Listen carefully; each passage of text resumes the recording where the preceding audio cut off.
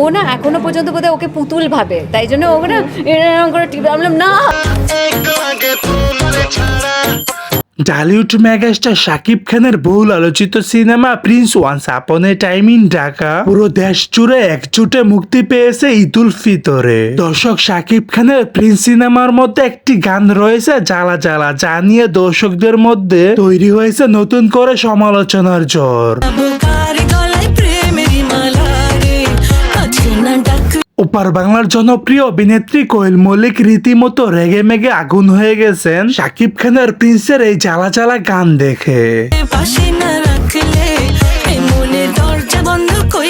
তিনি তাসনিয়া ফারিনের অশ্লীল ড্রেস দেখে রীতিমতো রেগে গেলেন। তিনি একটি সাক্ষাৎকারে বললেন, সাকিব ছি ছি, তোর এই সিনেমার মধ্যে এসব নোংরা গান এটা কোনোভাবে মেনে নেওয়া যাচ্ছে না। তুই ভালো কথা, কিন্তু তাসনিয়া ফারিন এসব কি ধরনের ড্রেস পরেছে? বাংলা সিনেমার মধ্যে এসব অশ্লীল ধরনের নাচানাচি আর এরকম অশ্লীল ধরনের ড্রেস আপ সেটা কোনোভাবে মেনে নেওয়া যায় না। দর্শক, এখন আপনারাই বলুন, আপনারা কেমন চোখে নিচ্ছেন এই গানটিকে? এই ড্রেসটা কি সুন্দর হয়েছে নাকি খারাপ হয়েছে? অবশ্যই আপনাদের ব্যক্তিগত মতামতটি জানাতে ভুলবেন না আমার ভিডিওর কমেন্ট বক্সে।